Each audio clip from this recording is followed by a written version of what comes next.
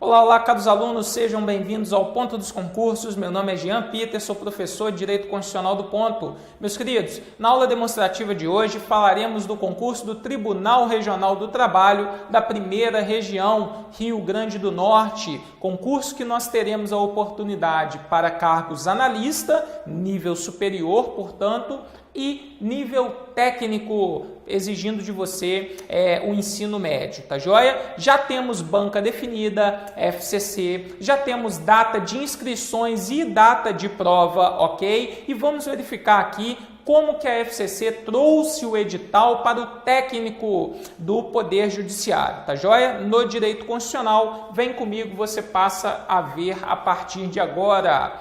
Meus queridos, este concurso te possibilitará ganhar aqui uma remuneração, olha só que maravilha, R$ 10.461,90 para trabalhar 40 horas, ok? No cargo de analista. A princípio, previsão de 2 vagas mais cadastro de reserva. Você que é um concurseiro inteligente sabe que não deve levar em consideração apenas esse número de vagas inicial, tá joia? A administração pública não gosta de se comprometer. A administração pública não gosta de prever diversas vagas no edital, porque ela cria um direito líquido e certo àqueles aprovados dentro do número de vagas de serem nomeados até o prazo de validade do edital. Então, a administração pública prefere prever poucas vagas, mais o cadastro de reserva e chamar muita gente. Esta é a realidade dos tribunais, ok? Então, não fique desanimado por conta desse número de vagas. Você, meu amigo, que vai fazer o concurso para técnico, se anime. Uma vaguinha só não chamará diversos candidatos aprovados no cadastro de reserva. Tá ok? Então fique esperto, se não passar nessa primeira vaguinha aqui, que passe em primeiro no cadastro de reserva. Passe em segundo em cadastro de reserva, você será chamado, tá joia? Bom, e aí, olha só, você vai ganhar a remuneraçãozinha aqui, bagatela, né, de R$ 6.300, também para o exercício de uma jornada de 40 horas semanais.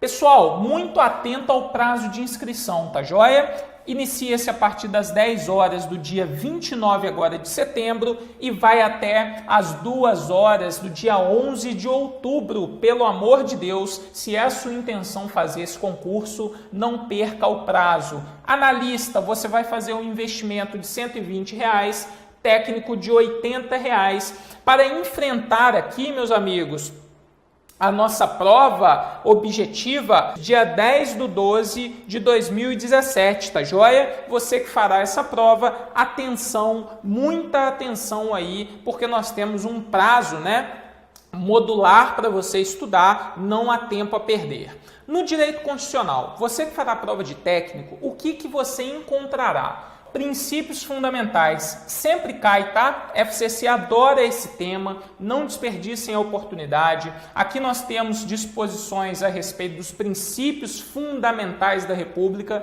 no artigo 1º ao artigo 4º da Constituição.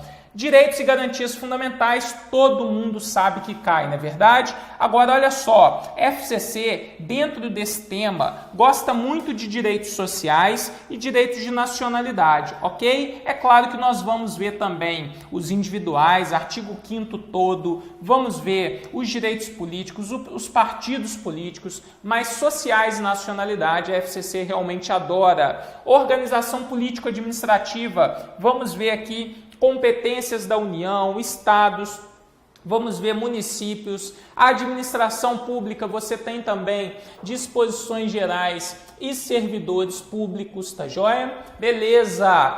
Poder executivo, poder legislativo e poder judiciário sempre caem também nas provas da FCC. Você vai dar uma atenção para mim, ok? A poder executivo, vamos verificar hoje, inclusive, algumas questões que caem a respeito de atribuições e responsabilidade do presidente. Já vou te direcionar aqui o foco do estudo.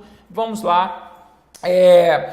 Poder legislativo, fiscalização contábil, financeira e orçamentária. Vamos verificar aqui a fiscalização realizada pelo Congresso Nacional, né? Uma das funções típicas do legislativo é a fiscalização, que é exercida com o auxílio do Tribunal de Contas. Poder judiciário, esteja certo que vem na sua prova, principalmente as disposições gerais, Supremo Tribunal Federal e juízes e tribunais do trabalho. A gente tem que ficar muito atento às disposições gerais, que vai do artigo 92 ao 100 da Constituição. Entretanto, o 100 trata de precatórios, então você vai direcionar o foco para a disciplina do 92 até o 99, tá joia? Disposições do Supremo e da Justiça do Trabalho também serão o nosso foco aqui na aula de Direito Constitucional. E funções essenciais à Justiça, vamos ver Ministério Público, Advocacia Pública, Advocacia, né, a privada e Defensoria Pública, também objeto de questões aqui da FCC. Meus queridos, o que nós faremos agora? Para te subsidiar e te mostrar como que a FCC vai cobrar esse conteúdo de você na prova, eu separei principalmente aqui questões a respeito de cada item do seu edital, da FCC e principalmente de tribunais trabalhistas, justamente para você perceber como que pode estar esse tipo de questão na sua prova, ok? Vamos praticar, vamos imaginar que a nossa prova é hoje, vem comigo no quadro e enfrenta a FCC de frente. Vamos lá. Questão 1. TRT da terceira região, hein? Prova de analista 2015 FCC. São fundamentos constitucionais expressos da República Federativa do Brasil. Meus amigos, os fundamentos que a FCC busca estão lá no artigo 1º da nossa Constituição. Artigo 1º. E tem um macetinho que é ótimo para você guardar os fundamentos. Chama Socidi Vaplu, ok? Esses são os fundamentos da República. Olha só, soberania, cidadania, dignidade da pessoa humana, valores sociais do trabalho e da livre iniciativa e o pluralismo político. Nós temos aqui todos os fundamentos da República, tá joia? Vamos achar a nossa questão? Soberania, cidadania, dignidade da pessoa humana, monopólio da economia estratégica, bicameralismo? Não. Soberania, cidadania, dignidade da pessoa humana, valores sociais do trabalho, da livre iniciativa e o pluralismo político. Portanto, letra B é o nosso gabarito correto, tá joia? Já vou antecipar para você aqui um conhecimento. A prova pode querer saber de você também quais são os objetivos fundamentais da República. Os objetivos fundamentais da República você encontra no artigo 3º da Constituição. Quais são, Jean? Você vai utilizar a expressão congar-er-pro. Congar-er-pro. Jean, como assim congar-er-pro? Vamos lá. Construir uma sociedade livre, justa e solidária, garantir o desenvolvimento nacional, erradicar a pobreza, a marginalização e reduzir as desigualdades sociais e regionais, promover o bem de todos sem preconceitos de origem, cor, raça, sexo, idade, quaisquer outras formas de discriminação, tá joia? Galera, vocês também podem ser chamados a responder a respeito dos princípios de relacionamento internacional adotado pelo Brasil. E aí, os princípios vocês vão retirar lá do artigo 4º da nossa Constituição Federal. E aí, olha só, escrevam aí no caderno, ainda não, dessa forma aqui, tá? Dessa forma aqui mesmo, tá? Comprei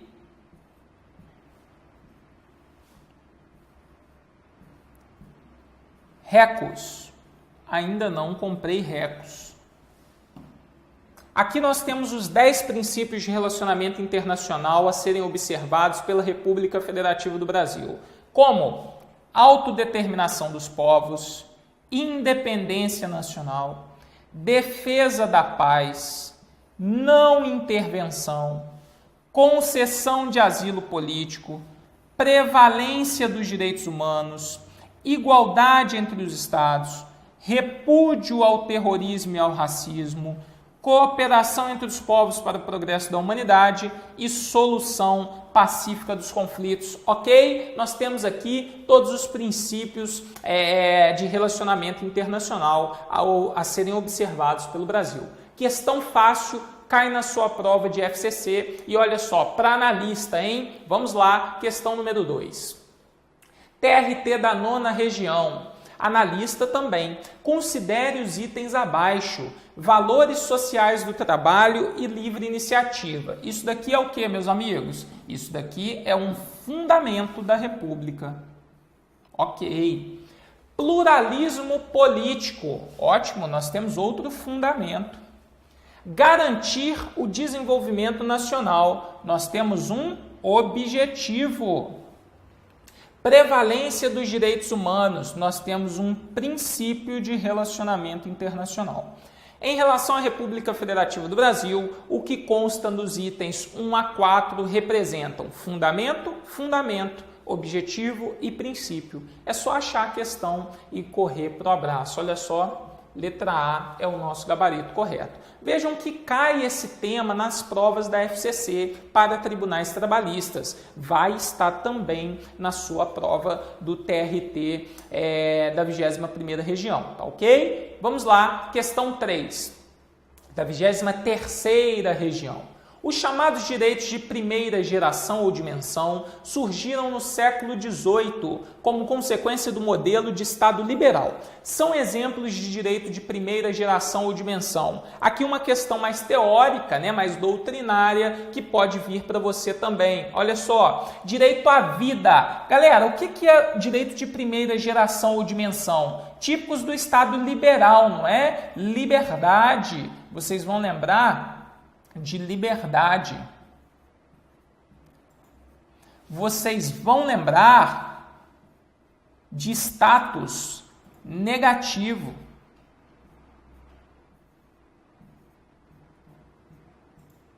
Como diz o George Elinek, vocês vão lembrar de autonomia de vontade, tá joia? Direitos de primeira geração ou dimensão. Então, direito à vida basta você olhar no nosso artigo 5º da Constituição, caput, está prevista a inviolabilidade do direito à vida. Agora, a saúde Não. Direito à saúde é um direito de segunda geração ou dimensão. Direito à saúde está lá no artigo 6º da nossa Constituição Federal. Liberdade e o direito à propriedade. Olha, nós temos na letra B 2 direitos máximos aqui, na verdade, de máxima expressão da primeira geração ou dimensão, liberdade e propriedade. Igualdade. Cultura. Cultura é um direito de segunda, Cultura é um direito de segunda geração ou dimensão. Direito ao lazer também é um direito social aqui no artigo 6º. Moradia, direito social. Direito à saúde, social. Meio ambiente saudável, sustentável, é um direito de terceira geração ou dimensão, É um direito transindividual, de natureza indivisível, titularidade indeterminada, não é verdade? São direitos típicos de fraternidade e solidariedade, direitos típicos aqui de sociedade de massa. Nós temos o meio ambiente saudável, sendo ali pretendido. Então, letra B é o nosso gabarito correto. Questão 4, 2017, 24ª região. Analista também, A Associação dos Metalúrgicos Aposentados da cidade X está causando grande tumulto na cidade, em razão das suas reivindicações e manifestações realizadas semanalmente na Praça Pública Central. Assim, o prefeito da cidade, através de decreto, determinou que a associação será compulsoriamente dissolvida, devendo seus associados pagarem multa em caso de funcionamento após a data prevista para a sua dissolução. Neste caso, de acordo com a Constituição Federal. Meus amigos, aqui nós estamos falando de uma questão que sempre cai nas provas da FCC, liberdade de associação. A liberdade de associação, nós chamamos, e até o professor Marcelo Novellino defende muito essa ideia, é um direito individual de exercício coletivo. Mas para se intervir, para que o Estado intervenha numa associação, ele o faz de duas formas, Entre outras, aplicação de eventual multa, ele faz de duas formas gravosas. Ou pode suspender a atividade da associação, ou pode dissolver compulsoriamente a associação, encerrar as atividades. Para essas duas situações, necessariamente você precisará de determinação judicial, de decisão judicial fundamentada para suspender ou para encerrar, para dissolver compulsoriamente a associação. A diferença básica é o seguinte: para dissolver uma associação, você precisa do trânsito em julgado da sentença. Agora, para suspender as atividades, você precisa de uma decisão judicial. Uma decisão judicial que conceda uma tutela de urgência, uma tutela cautelar, tá joia? É possível. O prefeito não poderia fazer isso, portanto, letra B é o nosso gabarito. A referida associação só poderá ser compulsoriamente dissolvida por decisão judicial transitada em julgado. Beleza, tranquilos, número 4. Questão 5, também 2017, também 24ª região FCC. Simão e seus primos Silas, Moisés e Diego pretendem trabalhar na empresa W, objetivando juntar recursos financeiros para uma viagem internacional quando completarem 15 anos de idade. Considerando que Simão possui 14 anos e 2 meses de idade, Silas possui 13 anos, Moisés possui 12 e Diego possui 14 anos e 6 meses de idade, de acordo com a Constituição Federal. Meus amigos, aqui estamos falando de trabalho. Trabalho, como é regido na nossa Constituição, no artigo 7º? Nós temos a admissão do trabalho, com certeza, mas nós temos idades basilares para normatização do trabalho. A partir dos 18 anos é liberado qualquer trabalho, seja noturno, perigoso, insalubre, fazendo horas extras, sem qualquer restrição, tá joia? Abaixo dos 18 anos, não é admissível trabalho noturno, perigoso ou insalubre, tá ok? Então quem tem menos de 18 anos pode trabalhar? Pode, mas não pode trabalhar em horário noturno, perigoso ou insalubre, tá ok? Agora muito cuidado, o trabalho é admissível a partir dos 16 anos. Então, entre 18 e 16 anos é admissível o trabalho, sem problema nenhum. Entretanto, nesta faixa etária não será admitido perigoso, noturno ou insalubre. Agora, abaixo dos 16 anos é admissível o trabalho? A partir dos 14, na condição de aprendiz. Então, nós temos 3 idades a serem consideradas e isso é levado em consideração pela banca. Abaixo dos 18 anos não é admitido o trabalho noturno, perigoso ou insalubre. A partir dos 16 anos você pode trabalhar. Abaixo dos 16, somente a partir dos 14 na condição de aprendiz. Tá joia? Beleza? Vem comigo no quadro. Vamos verificar. Olha só. Simão tem 14 anos e 2 meses. E Diego, 14 anos e 6 meses. Então, portanto, só os dois podem trabalhar. Tá joia? Por isso, a nossa resposta correta é a letra C. Simão e Diego podem exercer o trabalho na condição de aprendiz. Ok? Questão número 6, também 2017, também TRT 24ª. Felício é proprietário da empresa ABC Limitada, que possui anualmente 233 empregados em razão da fusão com a empresa DEF Limitada. Preocupado com o aumento dos empregados, uma vez que antes da fusão a empresa ABC possuía 102 empregados, Felício consultou sua advogada, Carolina, a respeito. Em relação à Constituição, Carolina informou que no tocante aos direitos sociais, meus amigos, nós sabemos que aquelas empresas que contam com mais de 200 empregados é assegurada pela Constituição, é assegurada a eleição de um empregado, tá joia? Justamente para poder intermediar a relação com os empregadores, tá ok? Este empregado poderá intermediar a relação com os empregadores. Portanto, letra B, nas empresas com mais de 200 empregados, é assegurada a eleição de um representante destes com a finalidade exclusiva de promover-lhe o entendimento direto com os empregadores, não é verdade? Então, nós temos aqui letra B, representando o artigo 11 da nossa Constituição. A reforma trabalhista agora trouxe a possibilidade de constituição de uma comissão, para fazer esse intercâmbio, essa intermediação. Lei 13.467 de 2017, reforma trabalhista. Questão 7. Da 11ª região, 2017 também, olha só, agora nacionalidade. Ayrton é brasileiro e sua esposa Carmela é italiana. Bernardo, filho do casal, nasceu em Londres, enquanto seu pai lá estava a serviço da República Federativa do Brasil. Meus amigos, quando nós vamos tratar de nacionalidade, nós temos dois critérios básicos, Ou o critério territorial ou o critério sanguíneo. Meus queridos, a regra para o Brasil é o critério territorial.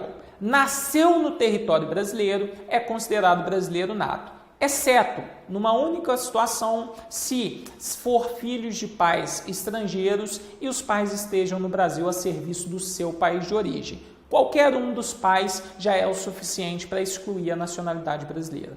Agora, se o sujeito nasce no estrangeiro e é filho de pai ou mãe brasileira que está no estrangeiro a serviço da República Federativa do Brasil, ele é considerado brasileiro nato também. Por quê? Considera-se o critério do sangue somado ao critério do trabalho no estrangeiro. Tranquilo? Então esta é uma das hipóteses em que a pessoa nasce no estrangeiro, filha de pai brasileiro ou mãe brasileira, perceba que não precisa ser os dois, e é considerado brasileiro nato, independentemente de qualquer ato de vontade, de qualquer outra formalidade. Tranquilos? Vem comigo no quadro, olha só.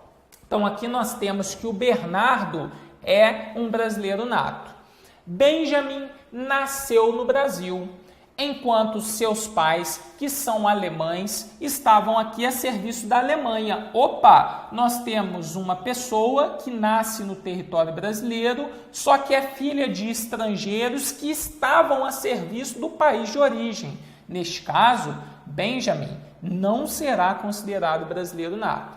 João, filho de Maria, brasileira, nasceu nos Estados Unidos e foi registrado na repartição brasileira competente. Olha, nós temos uma segunda situação em que um brasileirinho nasce no estrangeiro, mas é filho de pai ou mãe brasileira. Neste caso, se o pai ou a mãe brasileira não estão a serviço do Brasil, mas registram aquela criança na repartição brasileira competente, o consulado brasileiro, por exemplo, esta criança também será considerada brasileira nata. Tranquilos? Vem comigo no quadro então, porque nós temos aqui, são brasileiros natos. Ora, nós temos o Bernardo e o João, portanto, letra B. Ok?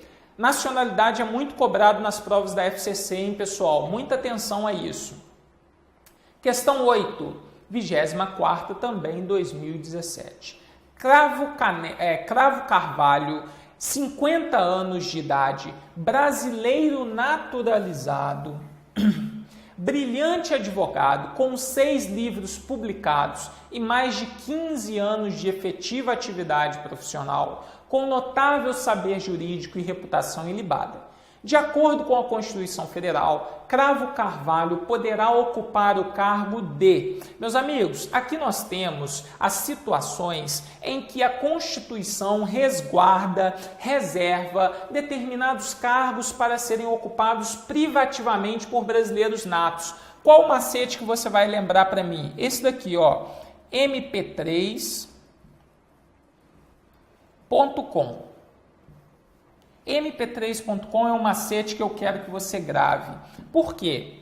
Todos aqui são cargos privativos de brasileiros natos conforme a Constituição Federal. Ministro, você vai colocar aqui para mim, do STF.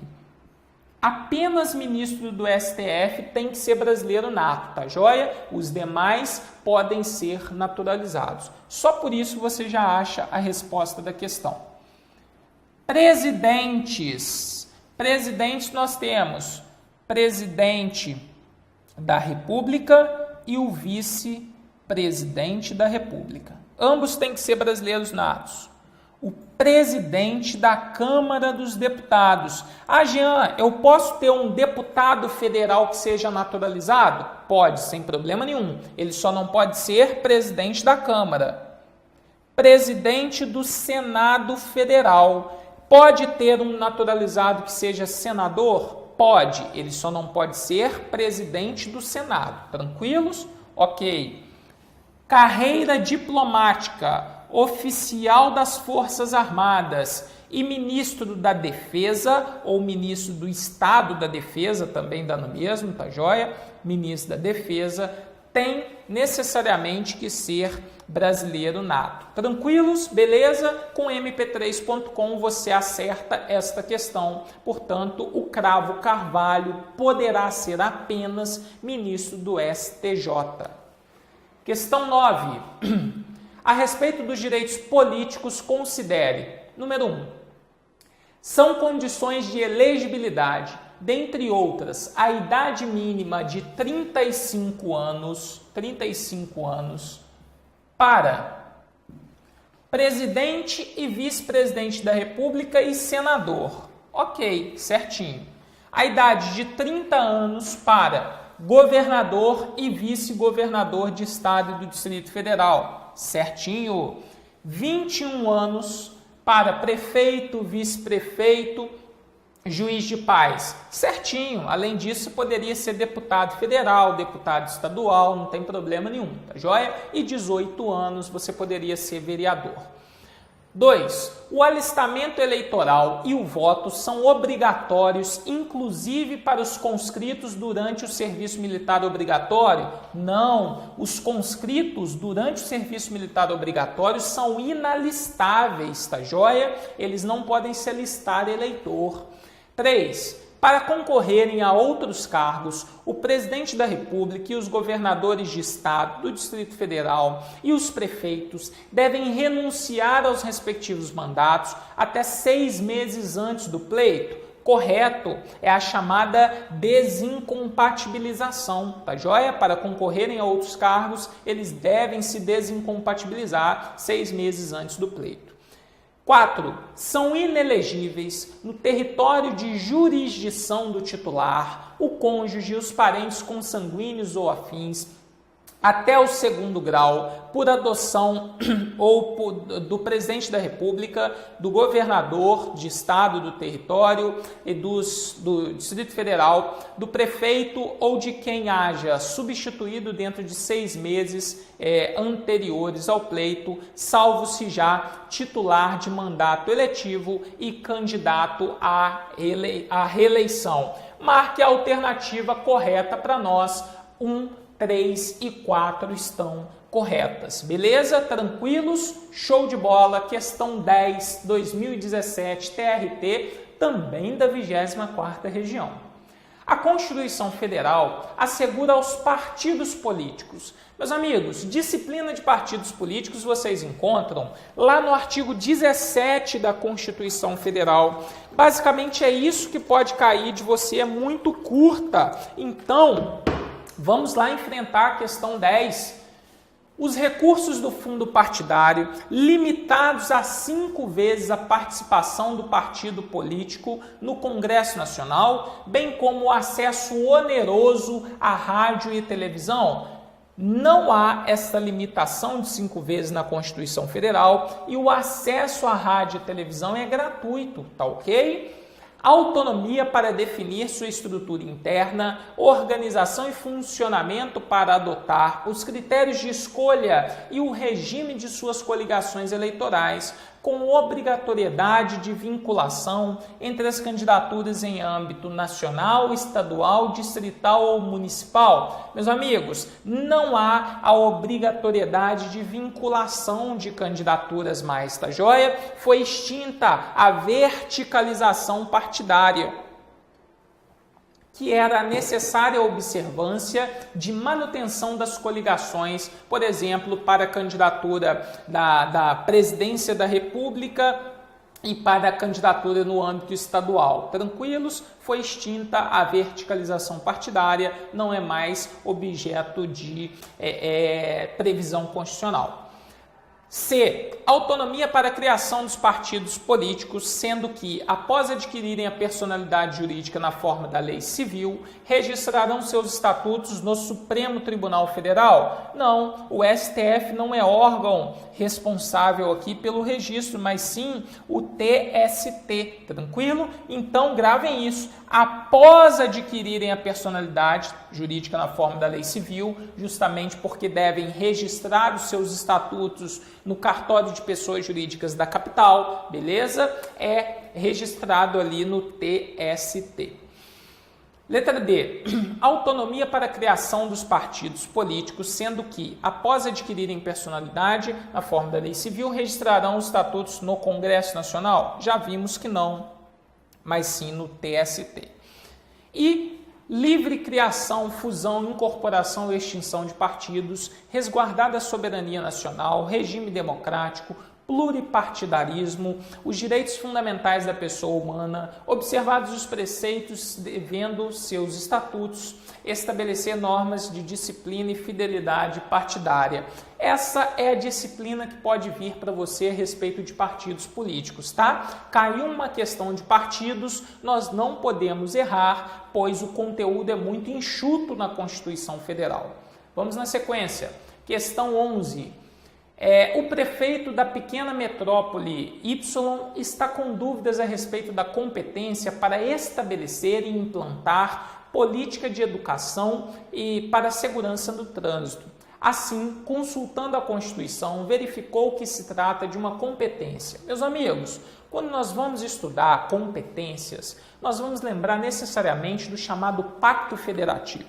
O Pacto Federativo, ele surge a partir da instituição de uma forma de Estado federada. No nosso caso brasileiro, a nossa República Federativa do Brasil conta com a soberania e União, Estados, Distrito Federal e municípios gozam cada um de autonomia. Autonomia para legislar, autonomia para administrar seus interesses, autonomia para se organizar, se auto-organizar por meio das constituições e leis orgânicas, e autogoverno, que é a capacidade para eleger os seus próprios representantes, ok?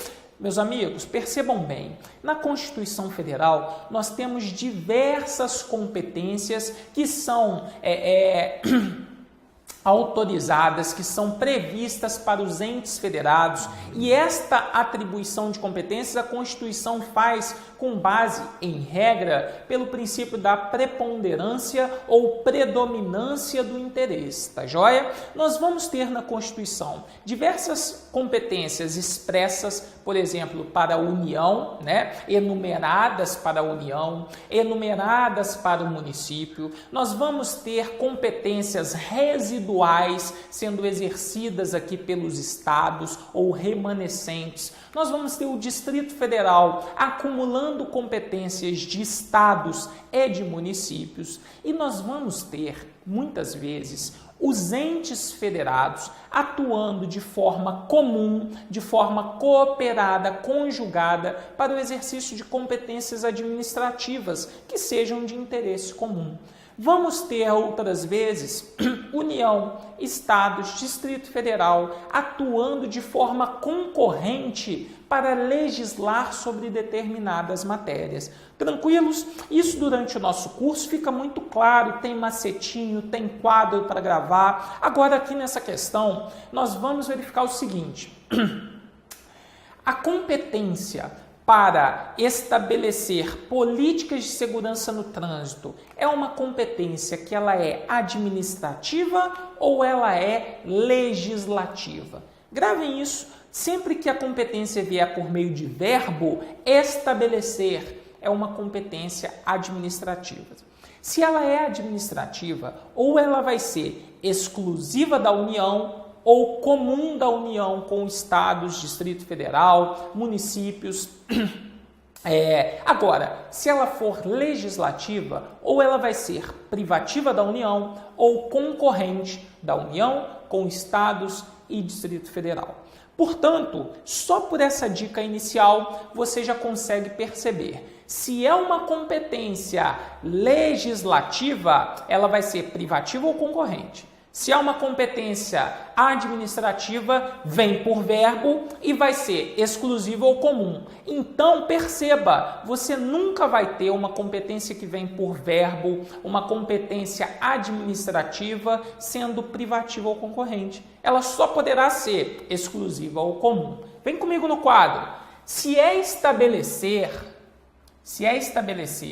implantar, vem por meio de verbo, não vem? Pode ser concorrente? Não. Pode ser privativa? Não. Ela só pode ser comum ou exclusiva. Olha só, você nunca leu a Constituição Federal. Por esse macetinho que eu te passei agora, você faz essa questão 2017 do TRT da 24ª região, tá? Então eu quero que você perca um minutinho aí para mim, fazendo um quadrinho dessa forma aqui, ó. Esse é o primeiro macete de competência que você tem que saber, porque o seu concorrente, que já teve aula comigo, sabe. Olha só. Competências aqui no âmbito da União, tá? A competência ela pode ser administrativa, colocar aqui ADM, ou legislativa. Tá joia? Beleza. Se a competência for administrativa, ela vai ser exclusiva da União ou comum. Quando é exclusiva da União, ela tem uma característica, ela é indelegável.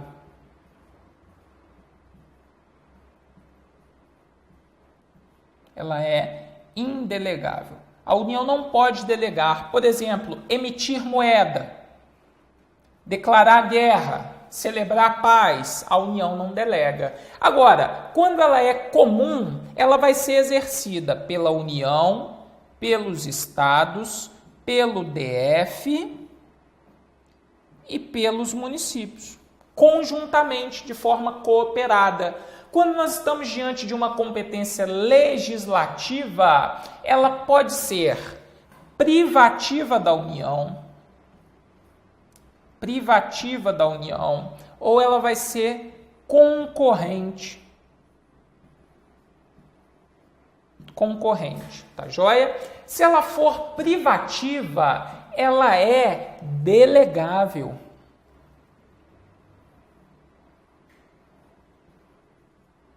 Se ela é delegável, a quem pode ser delegada? Pode ser delegada aos estados, mais DF. E olha só, cuidado, qual é o instrumento de delegação? Lei complementar. Lei complementar é um instrumento de delegação. Agora, se a competência for concorrente, a União é competente para legislar sobre normas gerais e os estados, por exemplo, aqui, competente para legislar sobre normas específicas. Tá joia? E aí tem mais coisa para se falar aqui dentro, mas eu não vou avançar por conta dos limites das questões. Da questão aqui. Eu quero que você saiba o seguinte, olha, se ela é administrativa, ela vai ser exclusiva ou comum. Se ela é legislativa, ela vai ser privativa ou concorrente. Você jamais vai poder cruzar esse quadro. Você não cruza esse quadro, tranquilo? É o que nós utilizamos para resolver essa questãozinha aqui, ó. Você sem ler nenhuma competência, você já sabe falar, tá joia? Ótimo, vamos na sequência. Questão 12.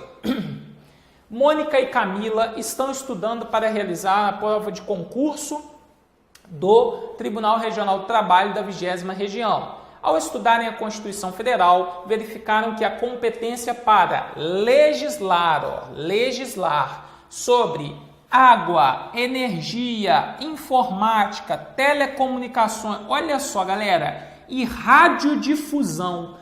Você, só por lógica, né? Você imagina um município legislando sobre radiodifusão? Me parece que não é verdade?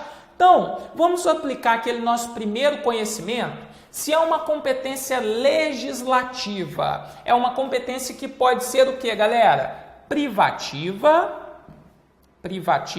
ou concorrente. Acabamos de ver no último slide aqui, né? Privativa ou concorrente. Quer dizer o quê? Que o que é comum, você já corta. Ok? Bom, a maioria da doutrina entende que município não dispõe de competência concorrente, ou seja, ele não exerce as competências previstas no artigo 24 da Constituição. Portanto, por essa linha majoritária, não poderia ser a letra E, tá joia? Ficaríamos entre a letra D e a letra B.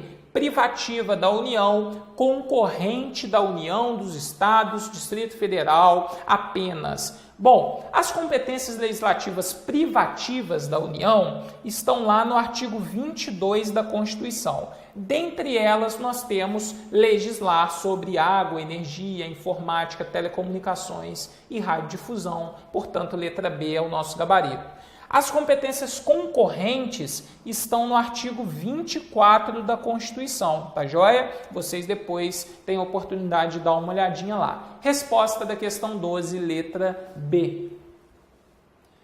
Vamos lá, 2017 também TRT da 11ª Região. Considere as situações hipotéticas abaixo. O Tércio, ele é presidente da República. A Carmen é advogada-geral da União, famosa AGU. O Wagner é procurador-geral da República, o PGR. De acordo com a Constituição Federal, compete privativamente a Tércio mediante, vamos lá, decreto dispor sobre a extinção de funções e cargos públicos quando vagos, podendo delegar essas atribuições a Wagner, que é procurador-geral, apenas que observará os limites da delegação. Meus amigos, percebam bem, quando cai poder executivo na sua prova, certamente vai cair o artigo 84. Anota aí, artigo 84 da Constituição. Lá no artigo 84, nós temos as competências do presidente da República. Não é ele que é fundamentalmente importante. O que é importante para a sua prova é saber quais as competências ali estão previstas que podem ser delegadas e a quem elas podem ser delegadas. Então perceba, anote no seu caderno, artigo 84, inciso 6, inciso 12 e inciso 25, primeira parte. No inciso 6, vai trazer que compete ao presidente da República dispor mediante decreto organização e funcionamento da administração pública federal, quando não implicar criação ou extinção de órgão público. Neste caso, por meio de decreto, o presidente da República pode tratar da organização da administração pública federal e é uma competência delegável, tá joia? Bom, o presidente da República também pode extinguir funções e cargos públicos vagos por meio de decreto e, nessa situação, também é uma competência delegável. Agora, lá para o inciso 12, o presidente da República pode conceder indulto, comutar pena com a oitiva, se necessário, das instituições previstas em lei. Neste caso, também é uma competência delegável.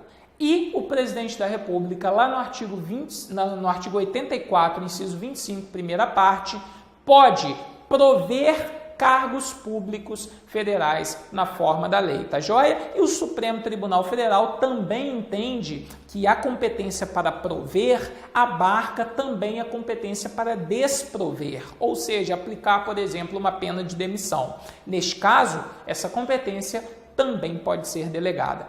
Quais são as pessoas que podem receber delegação?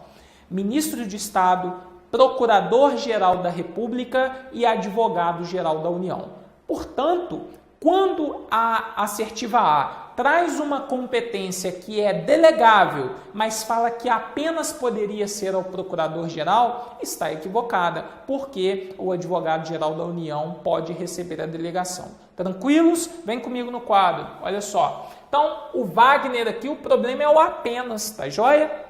O presidente da República trata sobre extinção de função e cargo público quando vago, mas não é por meio de portaria, mas sim por meio de decreto. Então, o que tiver portaria, você já corta.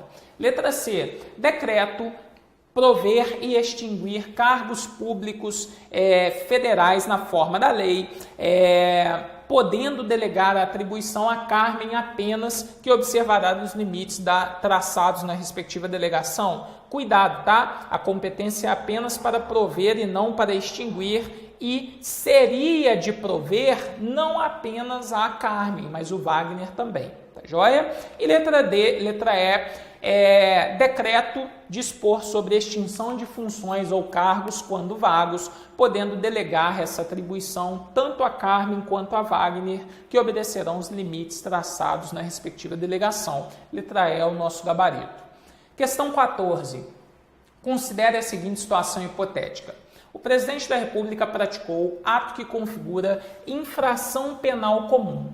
Neste caso, de acordo com a Constituição, admitida a acusação contra o presidente por 2/3, quem admite a acusação contra o presidente? Câmara dos Deputados. Vocês viram há pouco tempo o impeachment da Dilma Rousseff, não é verdade?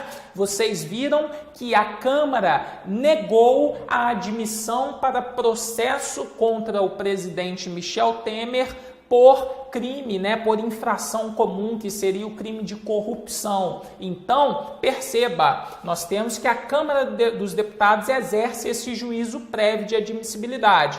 Então, tudo que não tiver Câmara, vocês cortam. Ok, e se é uma infração penal comum, quem é o competente para julgar o presidente da República? Supremo Tribunal Federal. Portanto, a letra B é o gabarito. O Senado, ele julga nos crimes de responsabilidade. Tá joia? O Senado julga nos crimes de responsabilidade, na forma lá do artigo 52 da Constituição. O Supremo nos casos de infração penal comum. Na sequência, questão 15.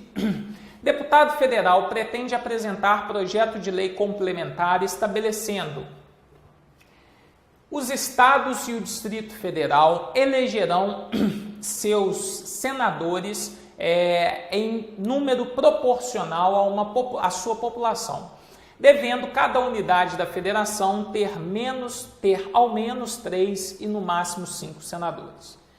Os estados e Distrito Federal elegerão seus deputados em número proporcional à sua população, devendo cada unidade da federação ter ao menos 8 e no máximo 70 deputados.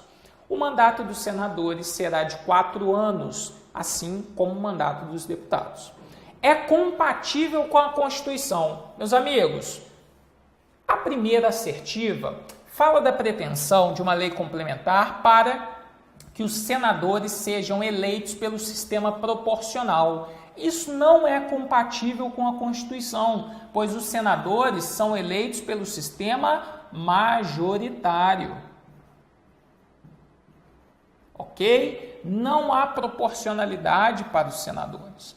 Já os deputados federais são eleitos sim por meio do sistema proporcional, onde cada unidade da federação tem no mínimo 8 e no máximo 70 deputados. Então vocês pegam os extremos: o Acre, 8, São Paulo, 70, Minas Gerais, 53, tá joia? É uma proporcionalidade de acordo com a população. O mandato dos senadores será de 4 anos, assim como de deputados? Não, o mandato dos senadores é de 8 anos, tá joia? Este é um mandato específico dos senadores, 8 anos. O resto, todos os outros mandatos eletivos aqui para cargos, no poder legislativo, executivo, são de 4 anos. Tá ok? Então, compatível com a Constituição é só o item 2. Portanto, letra D é o nosso gabarito. Questão 16, muito cobrado em prova, hein? Cuidado. Nos termos da Constituição, são órgãos do Poder Judiciário. Você vai lembrar aqui necessariamente do seu artigo 92 da Constituição. Tá vendo? Quando eu falei que normas gerais do Poder Judiciário sempre caem, o 92 vai trazer quais são os órgãos do Poder Judiciário. E olha só, juiz de direito, juiz federal, faz a colinha aí no seu material, juiz do trabalho, juiz eleitoral e as juntas, ou os conselhos da Justiça Militar aqui no âmbito da União. Nós temos em segunda instância os tribunais de justiça, tribunais regionais federais, tribunais regionais do trabalho, tribunais regionais eleitorais e na segunda instância militar a gente não tem nada no âmbito da União. Tribunais superiores, STJ, TST,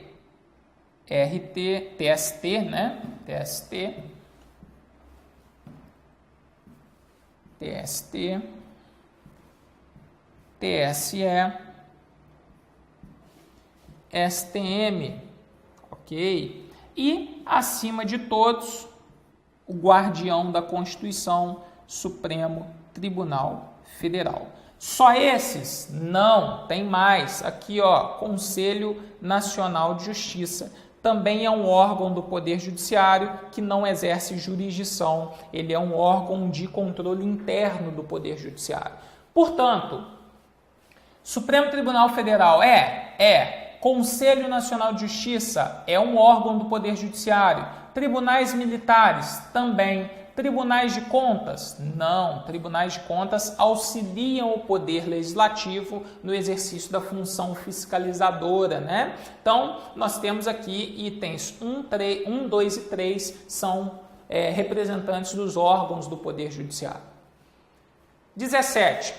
De acordo com a Constituição Federal, ao Poder Judiciário é assegurada autonomia administrativa e financeira, sendo que os tribunais elaborarão sua proposta orçamentária dentro dos limites estipulados conjuntamente com os demais poderes na Lei de Diretrizes Orçamentárias. Se essas propostas orçamentárias forem encaminhadas em desacordo com os limites estipulados pela Constituição, o Poder Executivo. Mais uma vez, nós temos aqui a demonstração que as normas gerais do Poder Judiciário caem na prova. Aqui nós estamos falando da autonomia financeira do Poder Judiciário, que elaborará sua proposta orçamentária dentro dos limites estipulados na Lei de Diretrizes Orçamentárias, tá joia? Lei de Diretrizes Orçamentárias traz aqui os limites para a nossa autonomia financeira no Poder Judiciário. Quer saber o seguinte: se o Poder Judiciário encaminha sua proposta orçamentária em desacordo, em inobservância dos limites estipulados na LDO, o que o Poder Executivo vai fazer? Ele devolve ao Poder Judiciário para que o Poder Judiciário faça ajustes na proposta orçamentária? Não, o Poder Executivo ele tem a possibilidade de, por si próprio, fazer ajustes a essa proposta, cortando despesas que estejam extrapolando, tá joia? Para formatar essa proposta de acordo com os limites da LDO, para fins de consolidação da proposta orçamentária, tá joia? Então, a conduta do Poder Executivo é exatamente essa. Agora, perceba, o Poder Judiciário não fica sem orçamento. De uma forma ou de outra, ele terá dinheiro para o exercício seguinte, seja por meio do ajuste do Poder Executivo, seja por meio de consolidação da proposta orçamentária de acordo com a lei orçamentária vigente, caso o Poder Judiciário não encaminhe a sua proposta nos prazos previstos. Tá ok? Vem comigo acertar a questão. O que acontecerá com a conduta do Poder Executivo? Devolverá a proposta ao Poder Judiciário? Não devolverá. Então, tudo que tiver devolverá, você já corta. Procederá aos ajustes necessários a fins de consolidação da proposta orçamentária anual? Beleza, letra C é o nosso gabarito. Encaminhará a proposta para o Tribunal de Contas da União? De forma nenhuma. Vamos seguindo, questão 18. Augusto exerce o cargo de juiz substituto há 5 anos, na mesma entrância. Em razão de cumprir os requisitos necessários, teve o nome mencionado em lista de merecimento para a ocorrência da sua promoção para outra entrância, por 3 vezes consecutivas. A promoção por merecimento de Augusto. Meus amigos, a promoção, mais uma vez, está demonstrando como a FCC gosta de normas gerais, tá joia? Aqui nós temos normas de promoção previstas lá no artigo 93 da Constituição. A promoção, ela pode ocorrer por 2 formas, antiguidade e merecimento, tá joia? Por merecimento, meus amigos, é necessário que aquele magistrado fique pelo menos 2 anos naquela entrância, tá joia? E óbvio, tenha produtividade, participe de curso de aperfeiçoamento da magistratura, ok? A promoção por merecimento, ela pressupõe que o sujeito esteja na primeira 5ª parte da promoção da lista de antiguidade. Isso também é um critério. Então, por exemplo, se nós tivermos 20 juízes na lista de antiguidade, tá joia? Este magistrado que pretende a promoção, ele terá que estar dentro da primeira 5ª parte. Qual que é a primeira 5ª parte de uma lista com 20 nomes? Dentre os 4 primeiros, tá joia? Salvo se tiver outra pessoa, né, com essas características que não aceite a vaga. Aí tudo bem, mas via de regra, se tiver uma concorrência para a promoção, ele deve observar essa lista na primeira 5ª parte. Tranquilo? Agora, se o sujeito tiver ali aparecendo na lista, né, de promoção por 3 vezes consecutivas ou 5 alternadas, a promoção para ele é obrigatória. Tranquilos? Então vem acertar a questão comigo. Olha só o que fala. A promoção por merecimento de Augusto, que apareceu por 3 vezes consecutivas na lista de merecimento, é obrigatória desde que integre a primeira 5ª parte da lista de antiguidade, salvo se não houver com tais requisitos quem aceite o lugar vago. Tranquilos? 18, letra D, questão de normas gerais, disciplinas gerais aqui do Poder Judiciário. Vamos lá. De acordo com a Constituição Federal, as ações contra o Conselho Nacional de Justiça serão processadas e julgadas originariamente pelo STF, tá joia? Sempre que nós falarmos em CNJ, sempre que nós falarmos em Conselho Nacional do Ministério Público, e aí o Supremo Tribunal Federal tem entendimento de que cabe questionamento perante o Supremo em ações constitucionais, por exemplo, mandado de segurança, HC, habeas corpus, habeas data, mandado de injunção, tá joia? Caberia aqui a ação para questionar atos do CNJ. atos ativos, né, do CNJ ou do Conselho Nacional do Ministério Público perante o Supremo. Perceba que disciplinas gerais a FCC sempre cobra em prova de TRT e, ao mesmo tempo, competência de Supremo Tribunal Federal, conteúdo que você não pode deixar de estudar, tá ok? Para finalizar, a questão 20, a Constituição Federal veda, proíbe ao membro do Ministério Público exercer qualquer outra função pública, ainda quando estiver em disponibilidade, com exceção de exercer uma função de magistério. Letra A é o nosso gabarito correto. Ao Ministério Público e ao membro da magistratura, ainda que estejam em disponibilidade, é vedado o exercício de qualquer outro cargo público, tá joia? Exceto a função de magistério. Portanto, letra A é nosso gabarito correto. Gabaritos na tela para vocês. Mais uma vez, foi um grande prazer estar aqui com vocês, desfrutando dessa 1 horinha do seu tempo. Agradeço a atenção. A intenção do ponto é poder proporcionar para você o acesso ao conhecimento objetivo, direto, da forma que vai cair na sua banca, como você pode esperar a abordagem da FCC nessa banca, tranquilo, e mais, compartilhar esse conhecimento gratuito aí pelo YouTube também. Você que está assistindo a aula, se curtiu, dá um joinha aí, comente, é importantíssimo para a gente esse feedback.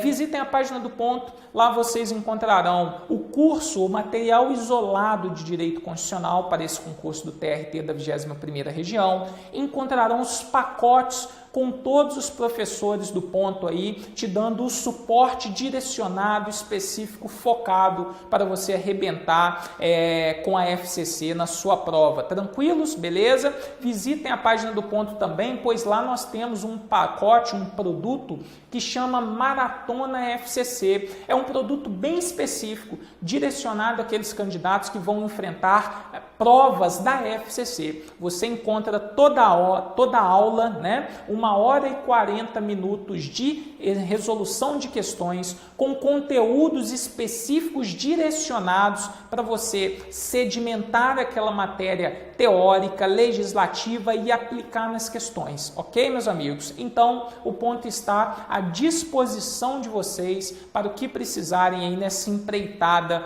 rumo à aprovação. E já faço o convite, vem fazer parte da nossa família dos aprovados no concurso do Tribunal Regional do Trabalho da 21ª Região, tá joia? Foi um grande prazer estar com vocês, um grande abraço, até a próxima aula, galera, valeu!